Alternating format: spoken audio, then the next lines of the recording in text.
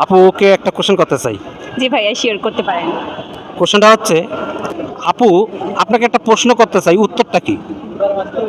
প্রশ্ন করতে চান, উত্তরটা কি? উত্তরটা তো উত্তরই হবে। কি উত্তর হবে? প্রশ্নের উত্তর।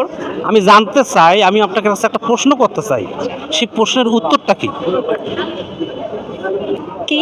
কি কি মানে তো চাবি। আম, একটু ক্লু দেন না। করে দেবো? জি।